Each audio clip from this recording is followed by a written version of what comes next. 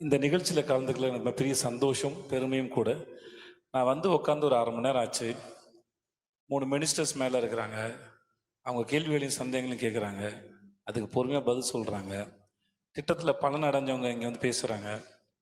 இன்னைக்கு கொடுக்க போகிற இந்த 10 லட்சம் மடிக்கணினி இந்த அரசு ரொம்ப காலமாகவே திட்டம் போட்டுக்கிட்டே இருக்குது நம்ம எல்லாரையும் படிக்க வைக்கிறதுக்கு.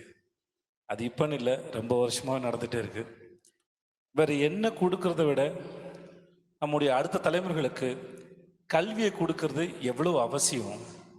ஒருத்தர் கல்வி கிடைக்கிறது மூலமாக அந்த தலைமுறை அந்த குடும்பம் அவர்கள் அடுத்த கட்டத்தை நகர்ந்து போகிறாங்க. அதுக்கு மிக முக்கியமான பங்கு இந்த அரசு மறுபடியும் செஞ்சுக்கிட்டே இருக்காங்க. அதுக்கு ரொம்ப மிக்க நன்றி சார் உங்களுக்கு. ஏன்னா ஒருத்தருக்கு அவருடைய வளர்ச்சி என்கிறது அவர் கிடைக்கிற அறிவு மூலமாக தான் அவர் முன்னாடி போகிறாரு. அதுக்கு எவ்வளோ தடைகள் வந்தாலும் அதெல்லாம் உடைச்செறிஞ்சு அவங்கள முன்னாடி நகர்த்திட்டு போகிறதுல பெரும் பங்கு வகிக்கிறாங்க. அதுக்கு ரொம்ப நன்றி சார்.